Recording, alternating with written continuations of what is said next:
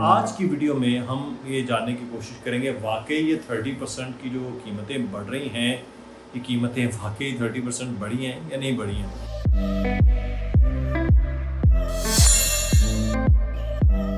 بسم اللہ الرحمن الرحیم۔ السلام علیکم جناب، مدثر اقبال چینل میں آپ کو خوش آمدید کہتے ہیں۔ بحریہ ٹاؤن میں آپ نے یوٹیوب پر، فیس بک پر دیکھا ہوگا، کچھ لوگ یہ کہہ رہے ہیں کہ بحریہ ٹاؤن کی مارکیٹ اب پازیٹیو سائن دے رہی ہے۔ کچھ لوگوں نے اپنے ویڈیوز کے جو ٹائٹل ہیں، جنہوں تھمبنیل کہتے ہیں، اس میں بتایا کہ 30% انکریز ہو گیا ہے قیمتوں میں، اور بحریہ ٹاؤن کی مارکیٹ اب مثبت رجحان کی طرف جا رہی ہے۔ جیسے ہم نے اسٹاک ایکسچینج میں دیکھا نا، مارکیٹ اس طرح سے اوپر جا رہی، تو لوگوں نے کچھ نے اسی تناظر کو یہ بنا کر یہ بات کی ہے کہ بحریہ ٹاؤن میں اب چیزیں مثبت ہیں، آپ قیمتیں بڑھنا شروع ہو گئی ہیں اور قیمتیں اس طرح سے بڑھیں گی۔ آج کی ویڈیو میں ہم یہ جاننے کی کوشش کریں گے واقعی یہ 30% کی جو قیمتیں بڑھ رہی ہیں، یہ قیمتیں واقعی 30% بڑھی ہیں یا نہیں بڑھی ہیں۔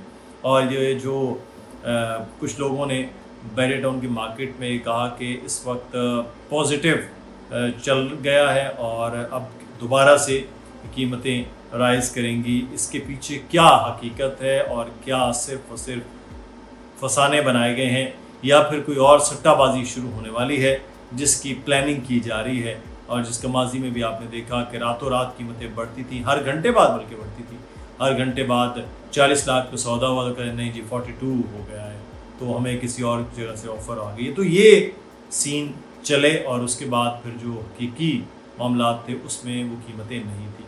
لیکن اس کے بعد ایک بڑا ڈپ آیا، وہ نقصان ہوا حکومت کی جانے کا بھی، اور پھر اس کے بعد کیس کے معاملات، اور کیس کے معاملات میں ہم نے یہ دیکھا کہ قیمتیں ڈاؤن ہوئی ہیں، لیکن لوگ اس طرح پینک نہیں ہوئے، پریشان ہو کے بھاگے نہیں ہیں جس طرح سے پچھلی بار کیس میں ہوا۔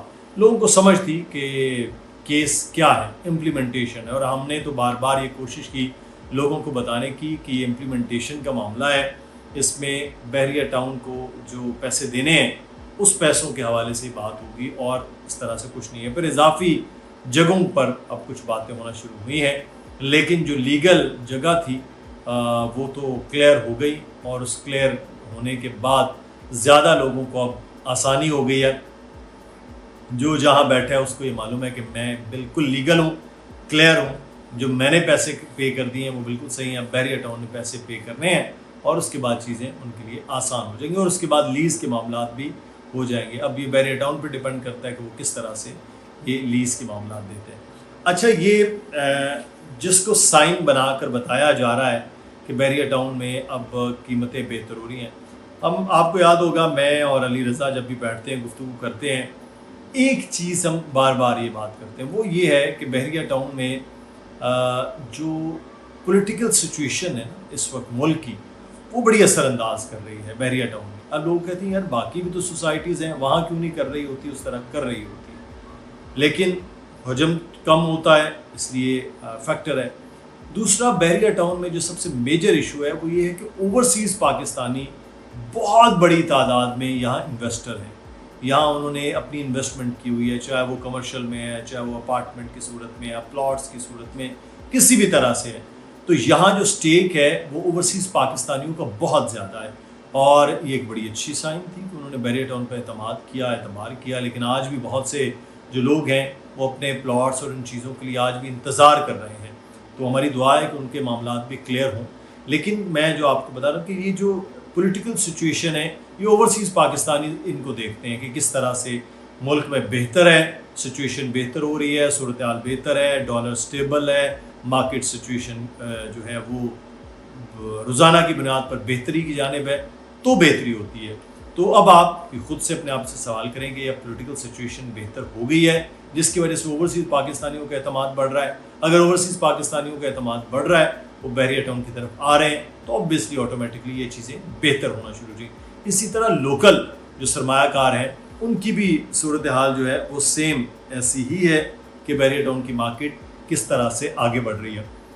پھر دوسرا معاملہ یہ ہے اس وقت، وہ ہے الیکشن کے حوالے سے۔ اب الیکشن اناؤنس ہو گیا، ہم بار بار بات کرتے ہیں، میں جب علی بیٹھتے ہیں الیکشن ایک حکومت نے آنا ہے، وہ جس کی بھی آئے، وہ پی ٹی آئی آئے، پیپلز پارٹی آئے، نون لیگ آئے یا جے یو آئی آئے، 5 سال کے لیے وہ حکومت آئے گی. آئی ایم ایف اس کے ساتھ ڈیل کرے گا، ملک میں ڈالر تب آئے گا، سرمایہ کاری تب آئے گی. نگراں حکومت کے دور میں کچھ نہیں ہو سکتا. چیزیں بہتر ضرور ہوئی ہیں، یعنی بہتری سے مراد یہ نہیں ہے کہ سب کچھ ٹھیک ہو گیا، بہتری سے مراد یہ ہے کہ وہ جو انسٹیبلٹی تھی نا وہ رکی ہے، اور اس کے بعد اب نئے جو چیزیں چلیں گی، پروجیکٹس ہوں گے، نئے معاملات ہوں گے، نئی حکومت آئے گی تو حالات بہتری کی جانب جائیں گے. تو اس کے لیے الیکشن بہت زیادہ ضروری ہے. الیکشن کے ہونے سے مارکیٹ پر مثبت اثرات فوری شروع ہو جاتے ہیں کہ الیکشن اناؤنس ہوا، سچویشن بہتر ہونا شروع ہو جائے گی.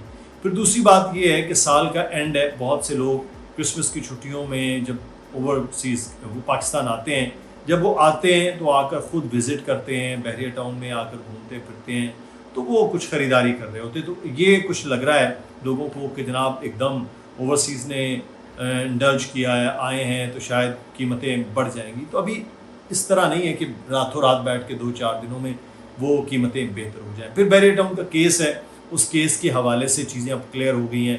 وہ جو ایک خیال بنا ہوا تھا نا کہ بحریہ ٹاؤن اب کچھ نہیں ہے، ڈوب گیا، یہ وہ ساری کی ساری چیزیں جھاگ کی طرح بیٹھ گئی ہیں. بحریہ ٹاؤن کلیئر ہے. ہم تو پہلے دن سے کہہ رہے تھے ایسا معاملات قطعاً وہ نہیں ہونے والے ہیں.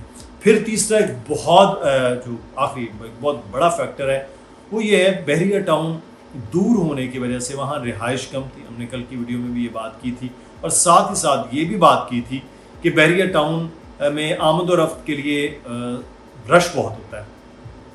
لوگوں کو تقریباً شہر سے ڈیفینس سے اگر نکلیں تو کم از کم ان کو 1.5 گھنٹہ لگ جاتا ہے رش آورز میں، ادروائز 1 گھنٹہ. اب یہ معاملہ بھی حل ہو رہا ہے، اور ان قریب جو ملیر ایکسپریس وے ہے اس کے دونوں سائڈز وہ سٹارٹ ہو رہی ہیں، بن رہی ہیں بڑی تیزی کے ساتھ.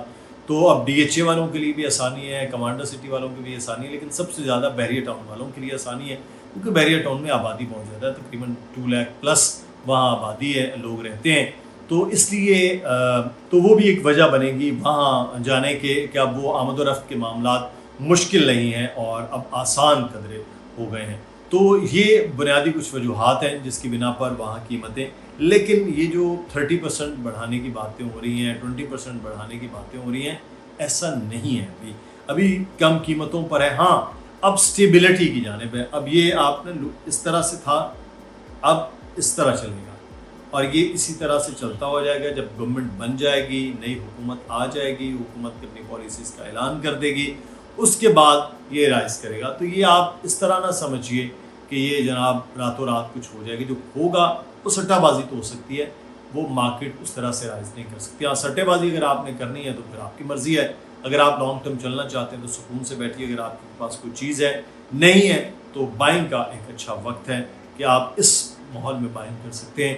اور جب گورنمنٹ آ جائے گی مارچ میں اور اس کے بعد جون تک، پھر یہ معاملات آگے بڑھیں گے جب ورلڈ بینک کے ساتھ، آئی ایم ایف کے ساتھ آپ کے معاملات کلیئر ہو جائیں گے. تو یہ بنیادی طور پر ایک مارکیٹ کی سچویشن ہے.